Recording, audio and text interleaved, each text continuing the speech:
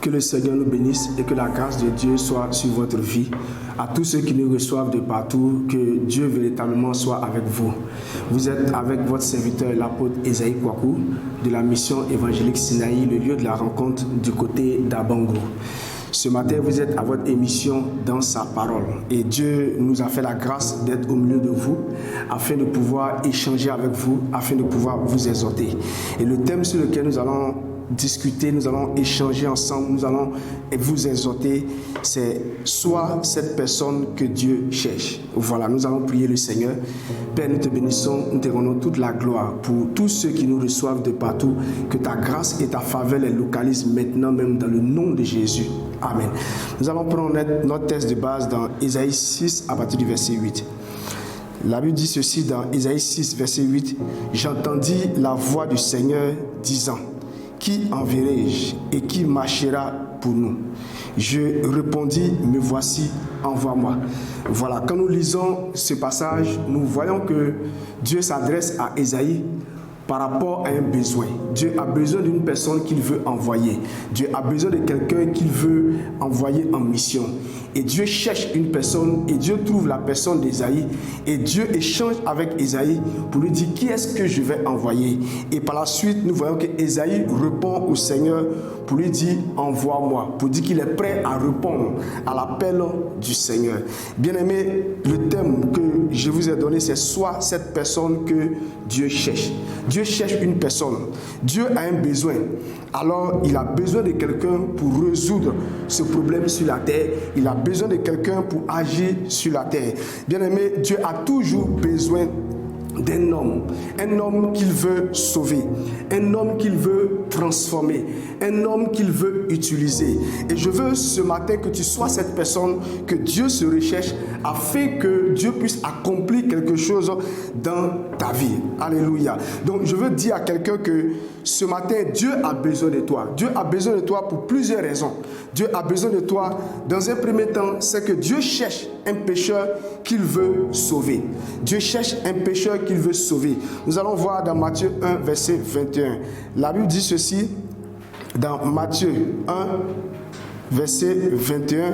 Matthieu 1, verset 21, il dit, « Elle enfantera un fils, et tu lui donneras le nom de Jésus. C'est lui qui sauvera son peuple de ses péchés. » Bien-aimé, Dieu cherche un pécheur qu'il veut sauver. C'est pour cela que Dieu a fait venir Jésus-Christ, afin que par Jésus, nos péchés soient pardonnés et que nous puissions véritablement nous réconcilier avec le Père. Bien-aimé, quel que soit le péché que tu as commis, quelle que soit la situation que tu vis, nous venons de voir tout à l'heure que Dieu a besoin de toi. Alléluia. Dieu veut te retrouver en tant que son enfant et Dieu veut te prendre pour faire de toi un instrument. Dieu veut changer ta destinée. Dieu veut changer ta vie. C'est pour cela qu'il dit je te cherche. Alléluia. Il dit je te cherche. Quel que soit le péché, quelle que soit la vie que tu as menée, Dieu a besoin de toi. Bien-aimé, Dieu ne prend pas n'importe qui, mais Dieu prend des personnes qui ont une histoire. Alléluia. Dieu prend des personnes qui véritablement vivaient dans le mal. Dieu prend des personnes qui étaient rejetées par la société. Dieu prend des personnes qui étaient rejetées par la famille. Pourquoi? Parce que ces personnes-là n'ont pas été acceptées. Donc du coup, Dieu a besoin d'eux pour pouvoir accomplir quelque chose. Alléluia. Donc je veux dire à quelqu'un que ne regarde plus en arrière, mais le temps est venu pour toi d'accepter Jésus. Parce que c'est de toi que Dieu a besoin. Toi qui vis dans l'impudicité, toi qui vis dans l'homosexualité, toi qui vis dans des situations difficiles et compliquées, dans l'alcool, dans la cigarette, c'est de toi que Dieu a besoin. Pourquoi? Parce que tu seras cet instrument-là que Dieu va utiliser pour accomplir de grandes choses dans la vie d'autres personnes. Bien aimé, Dieu cherche un pécheur qu'il veut sauver. C'est pour cela que Jésus-Christ est venu.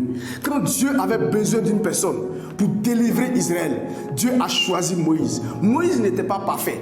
Moïse venait de tuer un Égyptien, mais c'est lui que Dieu a choisi.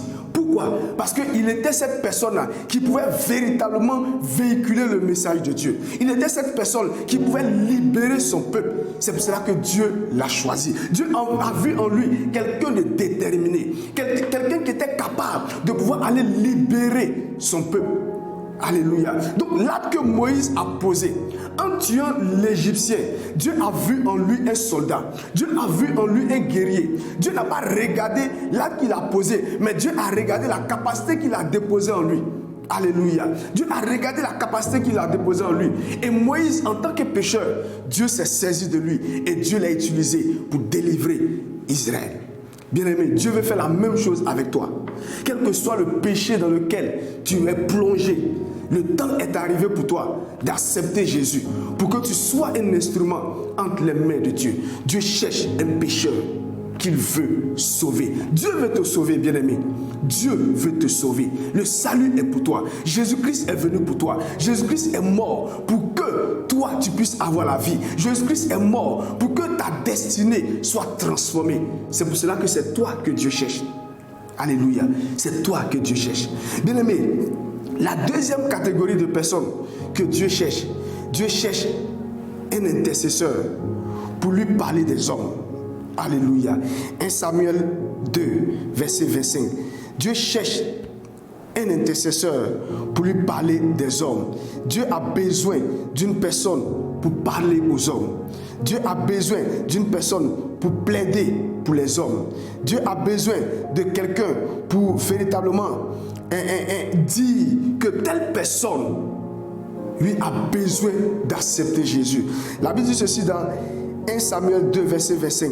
Si un homme pêche contre un autre homme, Dieu le jugera.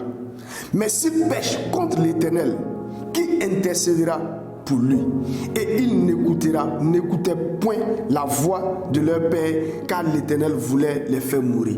Bien aimé, la Bible dit que si un homme pêche contre son propre frère, Dieu va le juger. Mais si cette personne pêche contre Dieu, qui va intercéder pour lui? Aujourd'hui, nous avons des personnes qui vivent mal. Nous avons des personnes qui sont en longueur de journée dans le péché. Mais il n'y a personne pour intercéder pour eux. Il n'y a personne pour parler en faveur de ces personnes-là. Il n'y a personne pour plaider auprès du Seigneur, pour dire: Seigneur, voici mon frère, voici comment il marche, voici la vie qu'il mène, et je me mets à ta disposition pour parler en sa faveur, pour que tu puisses le rattraper, pour que tu puisses le ramener à toi. Bien-aimé, Dieu cherche un intercesseur pour parler de la part des hommes. Alléluia. Alléluia. Dieu cherche une personne pour intercéder. Nous avons laissé l'intercession. Aujourd'hui, nous intercédons pour nos propres sujets. Nous intercédons pour que Dieu nous bénisse. Nous intercédons pour nos enfants. Nous intercédons pour nos maris, pour nos femmes. Nous intercédons pour que Dieu intervienne dans notre vie. Mais nous oublions que l'intercession, c'est celui qui intercède se met entre Dieu et les hommes. Alléluia. Celui qui intercède se met entre le diable et les hommes. Donc notre rôle d'intercesseur, c'est de pouvoir aller chercher des âmes qui étaient spirituellement dans la captivité et les amener dans la lumière. C'est d'aller plaider auprès du Seigneur pour dire à Dieu qu'il ne sait pas ce qu'il fait, mais c'est ton enfant. Rattrape-le, ramène-le à toi. Dieu cherche un intercesseur. Bien-aimé, Dieu cherche un intercesseur. Et le temps est arrivé où l'Église se lève dans l'intercession. L'intercession pour la nation, l'intercession pour le monde, l'intercession pour les pécheurs, l'intercession pour les homosexuels, l'intercession pour tous ces hommes qui sont encore dans le monde et qui ne connaissent pas encore le Seigneur. Il faut quelqu'un pour parler. Oui, il faut quelqu'un pour parler. Alléluia. Bien-aimé, Dieu devait aller détruire Sodome et Gomorrhe. Pourquoi? Parce que Sodome et Gomorrhe vivaient dans le mal. Sodome et Gomorrhe vivaient dans les choses, oui, qui ne glorifiaient pas le Seigneur. Alléluia. Sodome et Gomorrhe étaient loin de Dieu. Mais Abraham a parlé à Dieu. Abraham a dit: si tu trouves, oui, tel nombre de personnes, est-ce que tu vas laisser Sodome et Gomorrhe? Dieu est en train d'échanger avec Abraham par rapport à la vie de Sodome et Gomorrhe. Mais hélas, Dieu n'a pas trouvé le nombre de personnes que Abraham a demandé.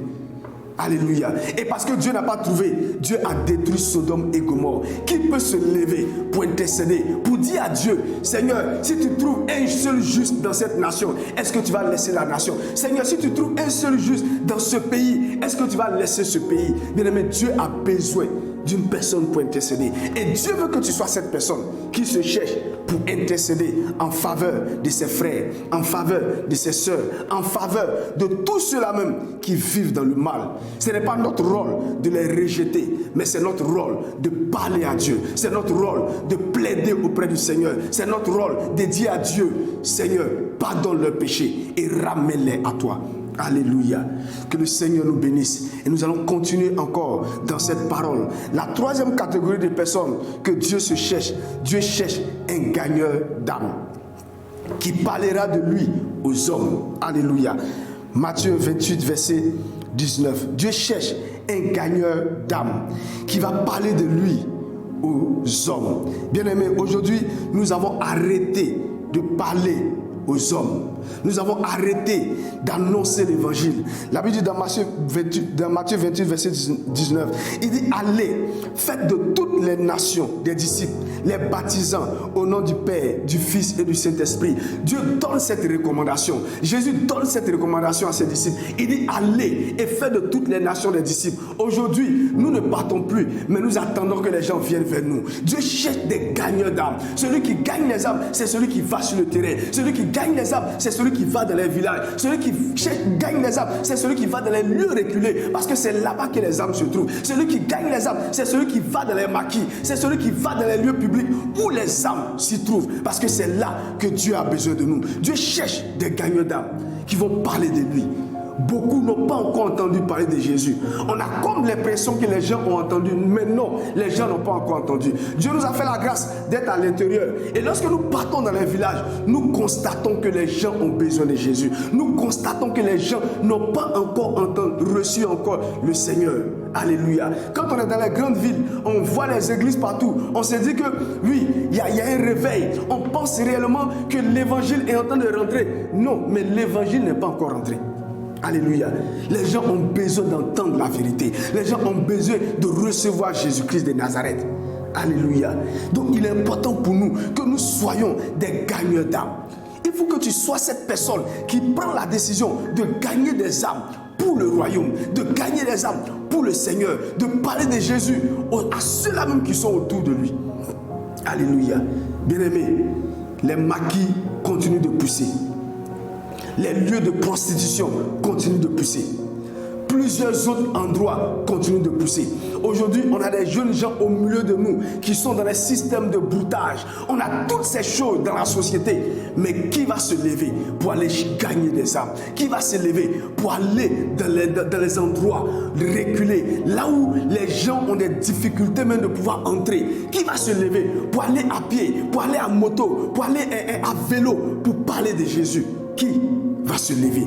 Dieu cherche une personne qui est prête à aller gagner des âmes.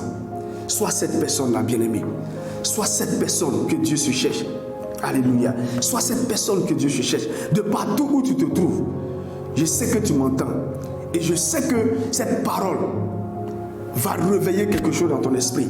Et que tu sauras que l'église existe rien que pour gagner des âmes. L'église n'existe pas, oui, uniquement que pour bâtir des grands temples. L'église n'existe pas, oui, uniquement que pour faire des cérémonies. Non, mais l'église existe pour gagner des âmes. Voici la mission pour laquelle le Seigneur nous a choisis. C'est aller et porter l'évangile. Aller et publier l'évangile. Alléluia. Dieu cherche des personnes pour aller parler de lui.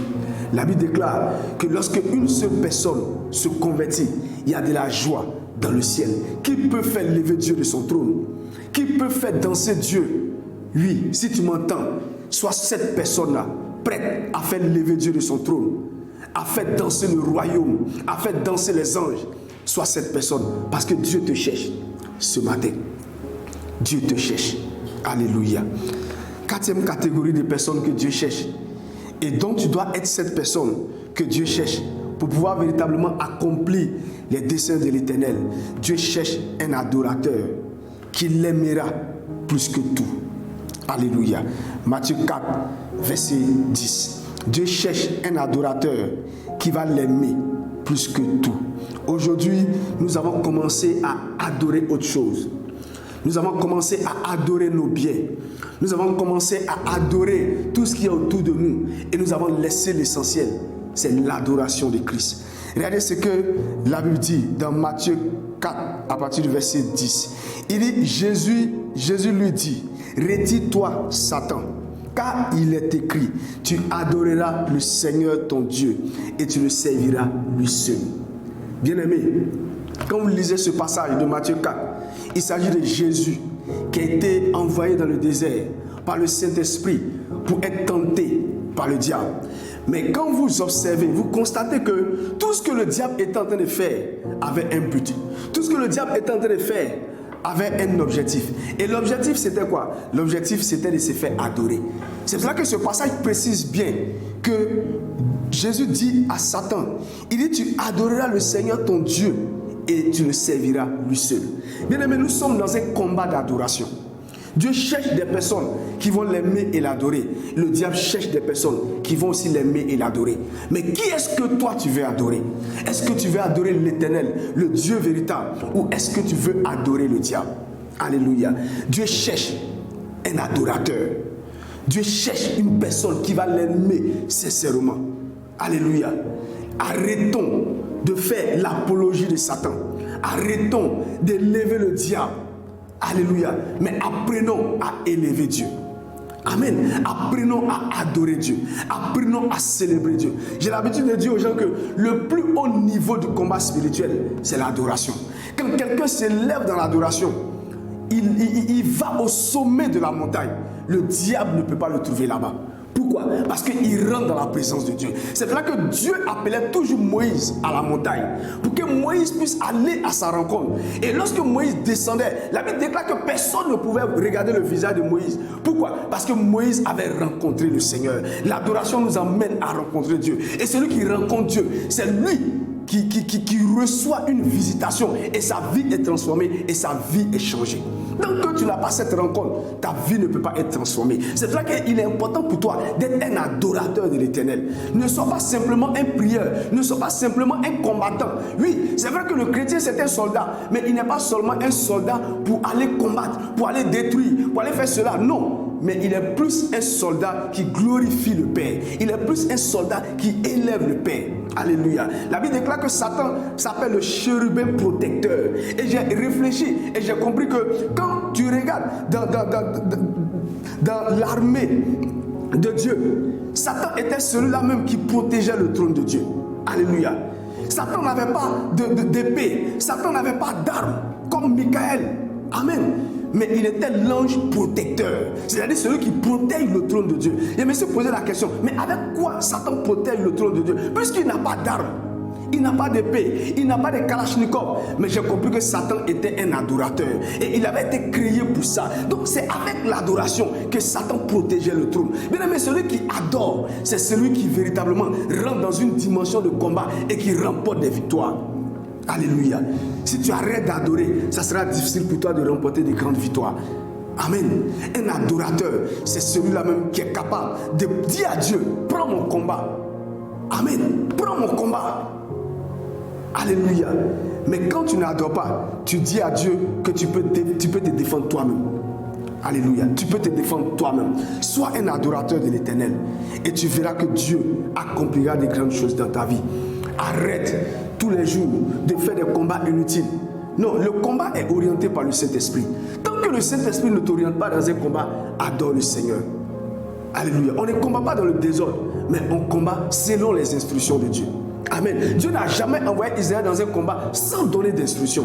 Mais quand Dieu envoie Israël, Dieu donne des instructions. C'est cela qu'il est important pour nous de pouvoir écouter la voix de Dieu et de pouvoir être des adorateurs de l'Éternel. Que le Seigneur nous bénisse. Bien aimé, la cinquième personne que Dieu cherche une personne intègre pour être un témoignage de la présence de Dieu. Alléluia. Dieu cherche une personne intègre pour être un témoignage de la présence de Dieu. Job 1. Job 1, à partir du verset 8. Voici ce que la Bible dit. Que l'Éternel dit à Satan, as-tu remarqué mon serviteur Job? Il n'y a personne comme lui sur la terre. C'est un homme intègre et droit, craignant Dieu et se détournent du mal. Aujourd'hui, le témoignage de l'Église est mauvais. Le témoignage des hommes de Dieu est mauvais. Le témoignage des chrétiens n'est pas bon. Pourquoi? Parce que nous ne craignons pas Dieu. Alléluia. Parce que nous ne sommes pas intègres devant le Seigneur. Est-ce que quelqu'un peut te regarder et vouloir te ressembler en tant que chrétien? Quand on regarde la vie que tu mènes, quand on regarde le caractère que tu manifestes, quand on regarde ce que tu fais, est-ce que tu es droit aux yeux de l'Éternel? Dieu cherche des personnes intègres pour les présenter, pour les révéler, pour dire voici mon enfant, voici ma fille, parce qu'elle est intègre, elle me craint, elle est un exemple pour moi.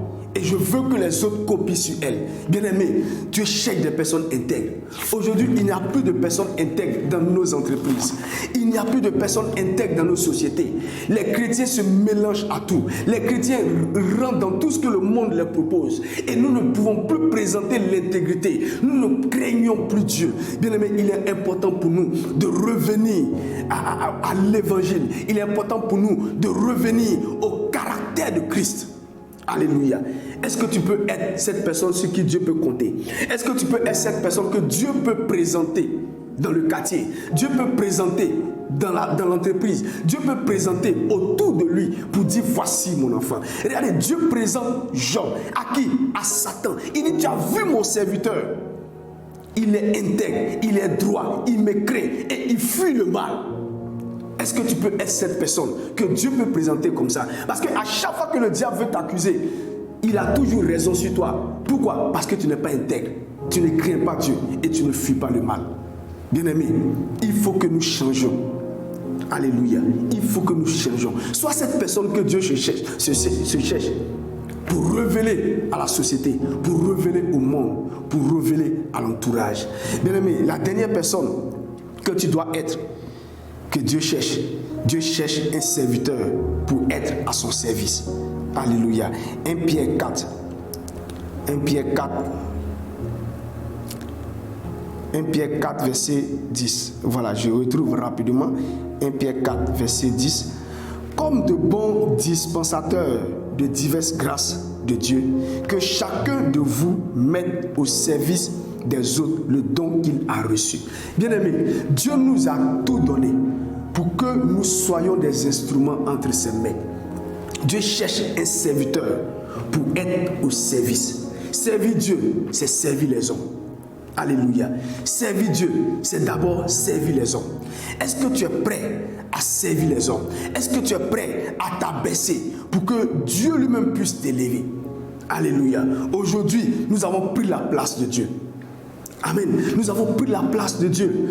Et Jésus s'est humilié. Jésus a lavé les pieds des disciples pour démontrer que l'œuvre consiste à servir les autres. Est-ce que nous sommes prêts à servir? Amen. Bien aimé, nous pouvons servir à 3 niveaux. Le premier niveau, c'est que nous devons servir avec nos biens.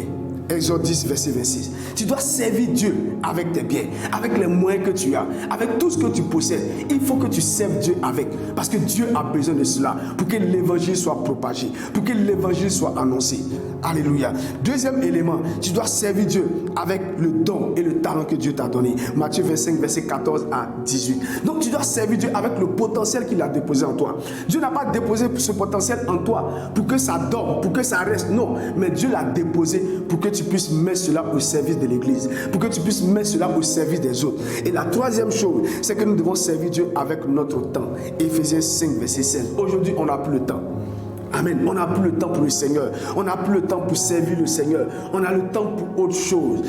Quelqu'un peut s'asseoir devant la télé pendant près de combien d'heures, mais c'est difficile pour lui. Tout ce temps qu'il est devant la télé, il ne peut pas prendre pour intercéder. Il ne peut pas prendre pour parler à Dieu. Il ne peut pas prendre pour aller évangéliser. On a laissé toutes ces choses. Et aujourd'hui, le service de Dieu ne nous intéresse plus. Il faut qu'on sache gérer notre temps et que Dieu ait de la place dans notre temps. Alléluia. Dieu veut simplement avoir un peu de place dans notre temps pour que nous soyons à son service, afin que par nous, des vies soient gagnées, des vies soient restaurées. Bien-aimé, sois cette personne que Dieu cherche. Voici 6 catégories de personnes que Dieu cherche. Quel type de personne toi tu veux être? Est-ce que tu veux être cette personne que Dieu cherche à sauver?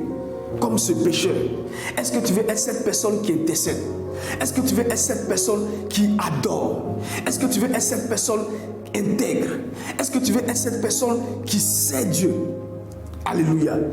Il faut que tu arrives à comprendre tous ces éléments pour que tu sois cette personne que Dieu veut choisir pour accomplir des grandes choses. Dieu a un besoin. Dieu a un besoin. Il a dit à Jérémie, qui est-ce que je vais envoyer? Dieu cherche. Il faut que Dieu te trouve. Alléluia. Il faut que Dieu te trouve. De là où tu es, il faut que Dieu te trouve. Afin que par toi, l'évangile continue. Afin que par toi, le royaume de Dieu puisse continuer. Que le Seigneur nous bénisse et que la grâce de Dieu soit sur votre vie. Voilà, nous bénissons le Seigneur pour tout ce que le Seigneur continue de faire dans la vie de chacun au travers de cette émission. Je crois et je sais que tous ceux qui sont passés par ici vous ont fait du bien. Et nous venons juste ajouter notre pierre à ce que Dieu a commencé. Et nous croyons que le Seigneur vous bénira. Que Dieu vous bénisse. Nous espérons que vous avez été richement bénis par ce contenu. Pour rester connecté et recevoir toutes nos productions chrétiennes, nous vous invitons à vous abonner à nos pages YouTube et Facebook 1615 TV. Demeurez bénis.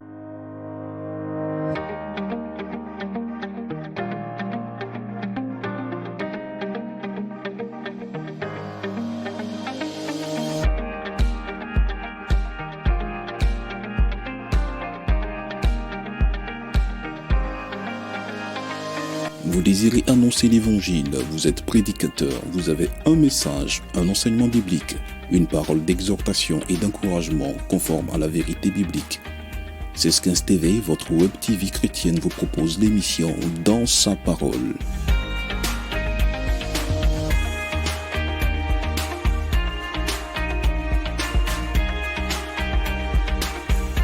Si vous êtes intéressé, contactez-nous.